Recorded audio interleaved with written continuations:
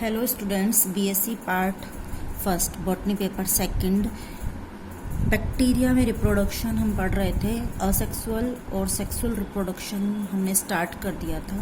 Sexual reproduction का एक प्रक्रिया जो है कॉन्जुगेशन हम पढ़ चुके हैं। नेक्स्ट प्रोसीजर जो सेक्सुअल रिप्रोडक्शन या जेनेटिक रिकॉम्बिनेशन में होता है उसको ट्रांसफॉर्मेशन कहते हैं। ट्रांसफॉर्मेशन की प्रक्रिया ग्रिफिथ के द्वारा 1928 में खोजी गई थी।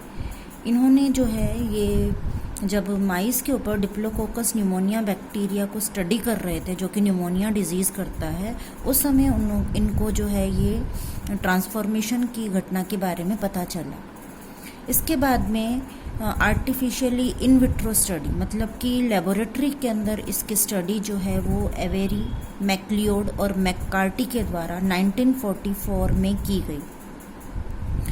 इसके बाद यह प्रक्रिया अन्य बैक्टीरिया में भी अध्ययन की गई। शुरुआत में तो किससे की गई? डिप्लोकोकस न्यूमोनी बैक्टीरिया के द्वारा ही की गई, लेकिन जब इन विट्रो स्टडी की गई एवेरी, मैक्लियोड और मैककार्टी के द्वारा, फिर और बहुत सारे बैक्टीरिया पर इसका स्टडी किया गया और ट्रांसफॉर्मेशन से होने वाले वेरिएशंस जो होते हैं वो परमानेंट होते हैं, ये बात इन्होंने बताई।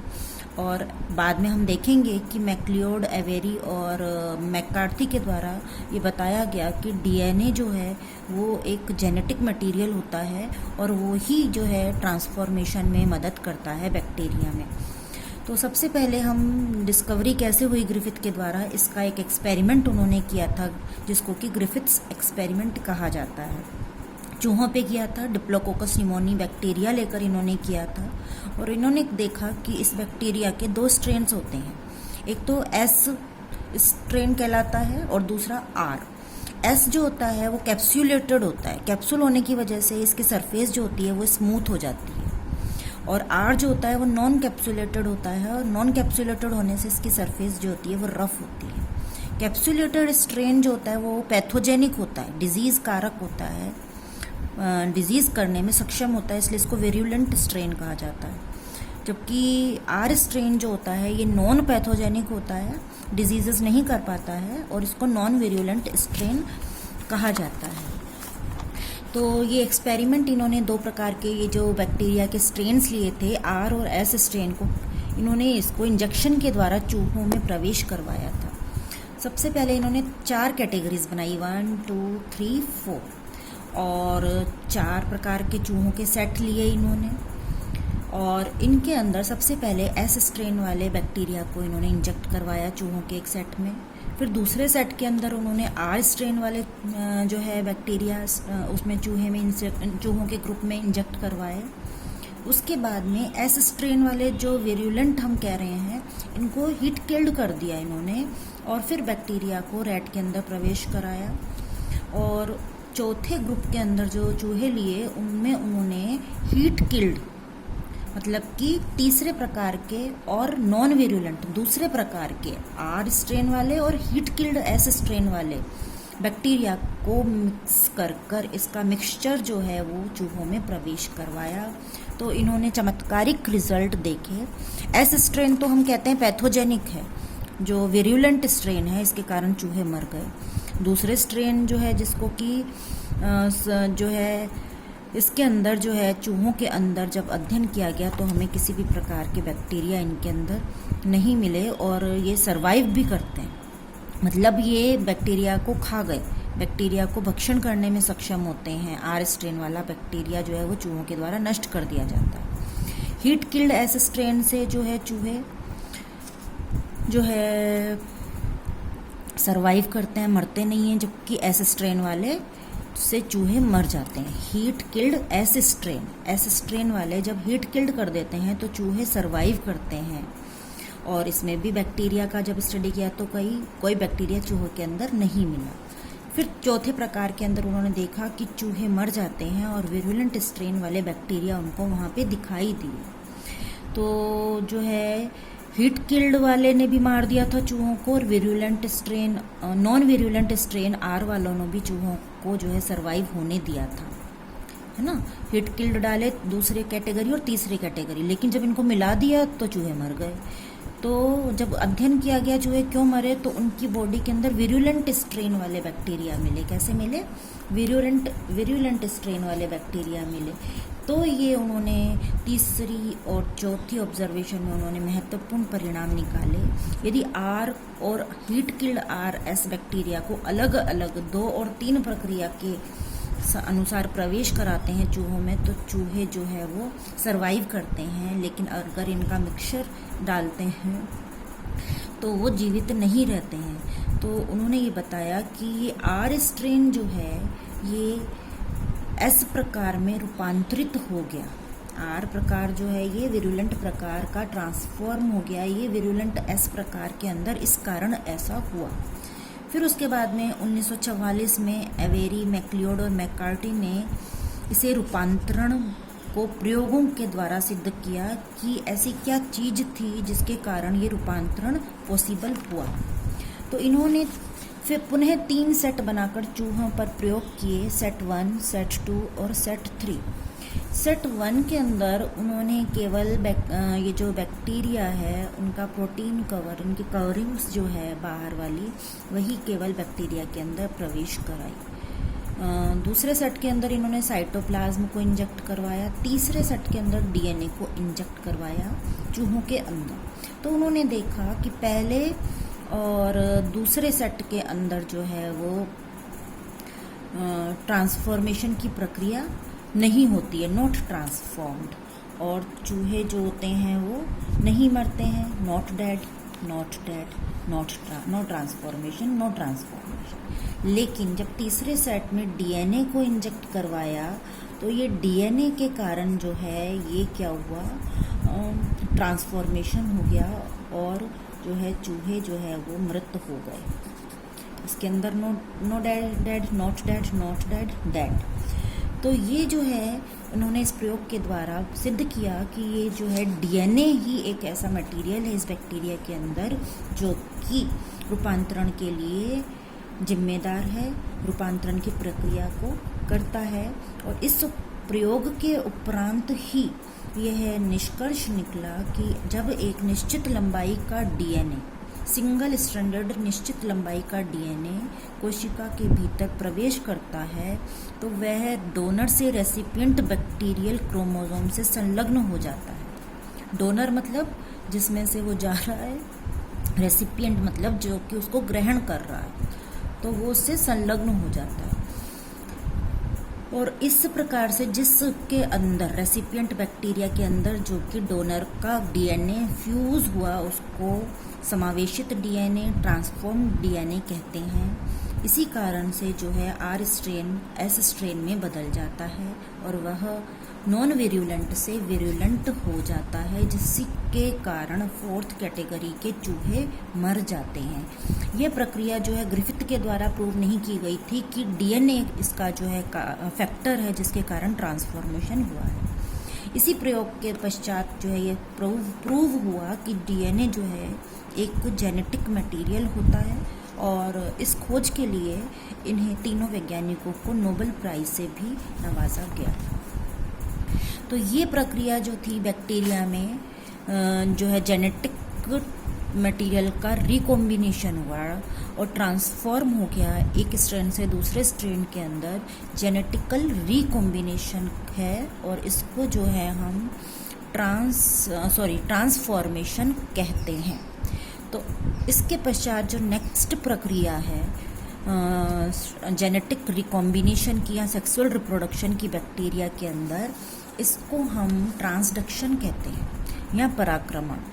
ये ट्रांसडक्शन की प्रक्रिया जो होती है इसके लिए किसी लिक्विड माध्यम की आवश्यकता नहीं होती है, जैसा कि हम पीछे देख रहे थे ट्रांसफॉर्मेशन के अंदर। और इसके लिए जो है एक बैक्टीरियोफेज या वायरस के रूप में माध्यम की आवश्यकता होती है। बैक्टीरियोफेज जो वायरस होते हैं वे जीवाणु भोजी कहलाते हैं और ये जीवाणुओं को अपना भोजन बनाते हैं। और जब ये एक बैक्टीरिया से दूसरे बैक्टीरिया में ट्रांसफ़र होते हैं तो एक बैक्टीरिया का जेनेटिक मटेरियल एक स्थान से दूसरे बैक्टीरिया में स्थानांतरित कर देते हैं। तो इस प्रक्रिया को हम क्या कहते हैं, ट्रांसडक्शन। यह प्रक्रिया भी इकोलाई के साथ साथ साल्मोनेला टाइफीम्यूटियम बैक्टीरिया के अंदर जो है कॉन्जुगेशन का, संयुग्मन का अध्ययन करने के समय में लिडरबर्ग एंड जिंडर ने 1952 में खोजी थी। किसके द्वारा इसको खोजा गया? लिडरबर्ग एंड जिंडर। कई बार ये पूछ लिया जाता है कि ये प्रक्रिया किसके द्वारा, कौन से बैक्टीरिया के अंदर ये खोजी गई, तो साल्मोनेला टाइफीम्यूटियम बैक्टीरिया के अंदर इसे मेनली खोजा गया था। उन्होंने ये पाया कि जब बैक्टीरिया पर फेज पार्टिकल्स आते हैं तो बैक्टीरियल क्रोमोसोम के कुछ टुकड़े फेज डीएनए में चले जाते हैं या फेज में चले जाते हैं, या तो उसके डीएनए से जुड़ जाते हैं वायरस के, या उसके साइटोप्लाज्म में ही पड़े रहते हैं। और यह बैक्टीरियोफेज जब किसी दूसरे बैक्टीरिया पर जाता है तो डीएनए पहले वाले को वहाँ पहुँचा देता है। इस प्रकार एक बैक्टीरिया का जेनेटिक मटेरियल दूसरे में बैक्टीरियोफेज के द्वारा जाना ट्रांसडक्शन कहलाता है। ट्रांसडक्शन जो है ये दो प्रकार का होता है, एक तो स्पेशलाइज्ड और दूसरा जनरलाइज्ड। तो इनमें ज़्यादा फर्क नहीं है, दोनों के अंदर थोड़ा थोड़ा सा डिफरेंस होता है। स्पेशलाइज्ड ट्रांसफॉर्मेशन के अंदर सबसे पहले ये एक स्ट्रक्चर, जो पॉलीगोनल स्ट्रक्चर आपको दिखाई दे रही है, ये है बैक्टीरियोफेज। क्या है ये? बैक्टीरियोफेज। ये बैक्टीरियोफेज जिसके अंदर प्रोटीन की आउटर लेयर है और सेंटर में इसका जेनेटिक मटेरियल आपको दिखाई दे रहा है। ये फेज पार्टिकल जब किसी बैक्टीरिया के ऊपर आते हैं तो उसके अंदर इसका जेनेटिक मटेरियल चला जाता है। ये इसका जेनेटिक मटेरियल कहाँ चला गया? बैक्टीरिया के अंदर। इसके बाद में क्या होता है कि दो प्रक्रियाएं पॉसिबल हो सकती हैं। पहली प्रक्रिया मैं आपको बता रही हूँ कि ये जो है इसके जेनेटिक मटेरियल से अटैच हो गया, जो कि इसके अंदर आया है, ठीक हो गया। फिर उसके बाद में जब ये इससे पृथक हुआ तो इसके अंदर ये आप जो एक टेल सी दिखाई दे रही है आपको, बैक्टीरियल जीन्स हैं और वायरस के जीन्स जो है इसके अंदर आ गए। ये वायरस के जीन्स हैं, वायरस, और ये जो है नीचे आप टेल दिखाई दे रही है, ये बैक्टीरिया। तो इसके अंदर अब इसके खुद के भी जीन्स हैं और बैक्टीरिया के जीन्स भी यहाँ से जो जुड़ा था उसके साथ में कुछ इसके साथ में आ गए। अब ये क्या करता है कि इस बैक्टीरिया को अपने जेनेटिक मटेरियल को बनाने का आदेश देता है। तो बैक्टीरियल जेनेटिक मटेरियल तो बहुत थोड़ा सा रह जाता है और ख़त्म हो जाता है धीरे धीरे। और ये बैक्टीरियल डीएनए आपको दिखाई दे रहा है। बैक्टीरिया जो डीएनए है ये किसके साथ जुड़ा हुआ दिखाई दे रहा है? वायरल डीएनए के साथ में। तो वायरल डीएनए बैक्टीरियल डीएनए के साथ में जुड़कर अपने आप को मल्टीप्लाई करा रहा है इस सेल के अंदर। तो बहुत सारे बैक्टीरियल प्लस वायरल डीएनए के सेट्स आपको बनते हुए दिखाई देंगे इसके अंदर। फिर इसके साथ में जब ये बहुत सारा बन जाता है जेनेटिक मटेरियल डीएनए, तो इसके आउटर कवरिंग प्रोटीन्स का भी फॉर्मेशन स्टार्ट हो जाता है इसके अंदर। फिर क्या होता है, जेनेटिक मटेरियल के चारों तरफ ये प्रोटीन की कवरिंग इसको अटैच कर लेती है और नया फेज पार्टिकल जो है ये बन जाता है। और जब बहुत सारे फेज पार्टिकल्स इसके अंदर आ जाते हैं तो ये जो होता है इसकी सेल को बर्स्ट कर देता है और उसमें से रिलीज हो जाते हैं। तो इसमें जो प्रोटीन होते हैं वो रिप्रेसर का कार्य करता है, रिप्रेसर कहलाता है, और डीएनए जो होता है ये प्रोफेज कहलाता है। जब रिप्रेसर प्रोटीन का बनना बंद हो जाएगा, जब प्रोटीन कवरिंग का बनना बंद हो जाएगा, तभी लाइसिस की प्रक्रिया भी रुक जाएगी। तो ये बैक्टीरिया का जो सेल वॉल फट गई, सेल मेम्ब्रेन फट गई और उसमें से बैक्टीरियोफेज बाहर निकल रहे हैं, यह प्रक्रिया जो है लाइसिस की प्रक्रिया कहलाती है। और कब स्टॉप होगी? जबकि प्रोटीन या रिप्रेसर प्रोटीन का बनना रुकेगा। लाइसोजेनिक इसको इसलिए कहा जाता है क्योंकि इसमें वायरल डीएनए इनिशियली बैक्टीरिया के क्रोमोसोम के साथ में जुड़ जाता है, इसलिए इस प्रकार के क्रम को स्पेशलाइज्ड ट्रांसडक्शन कहा जाता है। अब ये जो बैक्टीरियोफेज इसमें से निकलेंगे, अब ये किसी दूसरे बैक्टीरिया को संक्रमित करेंगे, तो उसमें इस वाले बैक्टीरिया का, ये जो हमने अभी पढ़ा, इसका जेनेटिक मटेरियल वो उसके अंदर दूसरे बैक्टीरिया में स्थानांतरित कर देंगे। यह क्रम जो है लगातार चलता चला जाएगा और बैक्टीरियोफेज के द्वारा एक बैक्टीरिया का जेनेटिक मटेरियल कई बैक्टीरिया के अंदर जो है इस तरह से पहुंचाया जा सकता है, इसलिए इसको ट्रांसडक्शन कहते हैं। और जिस बैक्टीरिया में ये आगे जाएगा उसके जेनेटिक मटेरियल को भी मॉडिफाई कर देगा। नेक्स्ट जो प्रक्रिया है ट्रांसडक्शन की वो जनरलाइज्ड कहलाती है। यह स्पेशलाइज्ड ट्रांसडक्शन से ज़्यादा कॉमन मेथड है। क्यों कॉमन है? क्योंकि इसमें साइटोप्लाज्म में ही रहते हैं प्रोफेज पार्टिकल्स या फेज पार्टिकल्स। क्रोमोसोम जो है बैक्टीरियल क्रोमोसोम के साथ में जुड़ते नहीं हैं। अब क्या करते हैं, इसके अंदर क्या होता है, ये जो बैक्टीरियल क्रोमोसोम है ये छोटे छोटे टुकड़ों के अंदर टूट जाता है और फिर ये जो फेज पार्टिकल है इसका डीएनए है ये भी वृद्धि करता रहता है और ये जो टुकड़े हैं ये इस फेज पार्टिकल्स के साथ में जाके जुड़ जाते हैं नीचे ये टेल के रूप में। सेगमेंट्स ऑफ न्यू वायरसेस बन जाते हैं, बहुत सारे नए वायरस के डीएनए इसमें बन गया। फिर इसका प्रोटीन कोट बन गया, बाहर की ओर लपेटने के लिए इसको प्रोटीन भी बन गया। फिर ये जो प्रोटीन और डीएनए बहुत सारे बन जाएंगे तो पहले की तरह ही ये इसको कवरिंग कर लेंगे जेनेटिक मटेरियल को। आवश्यकता से ज़्यादा संख्या होने के बाद में ये इसको तोड़कर इसमें लाइसिस की प्रक्रिया कर देंगे और इसमें से ये बैक्टीरियोफेज जो है बाहर निकल जाएगा। अब इसके अंदर आप देखिए वायरल डीएनए है, बैक्टीरियल डीएनए है, ट्रांसड्यूसर। अब ये जो है एक नए होस्ट को संक्रमित करेगा और ये बैक्टीरियल डीएनए उसके अंदर स्थानांतरित कर देगा। तो ये जो है जनरलाइज्ड कहलाता है और ज़्यादा कॉमन मेथड है। ट्रांसफॉर्मेशन भी हमने पढ़ा, ट्रांसडक्शन भी हमने पढ़ा। ट्रांसफॉर्मेशन और ट्रांसडक्शन में कभी कभी हमसे डिफरेंस पूछ लिए जाते हैं कि दोनों में क्या अंतर होते हैं। ट्रांसफॉर्मेशन ऑफ जेनेटिक मटेरियल जो होता है उसमें सॉल्यूशन के द्वारा होता है, जबकि ट्रांसडक्शन फेज पार्टिकल्स के द्वारा होता है। इसके अंदर ट्रांसफॉर्मेशन के अंदर डीऑक्सीराइबोन्यूक्लियेज एंजाइम के द्वारा यह प्रक्रिया चेक की जाती है। ट्रांसडक्शन में इनका कोई इन्वॉल्वमेंट नहीं होता है।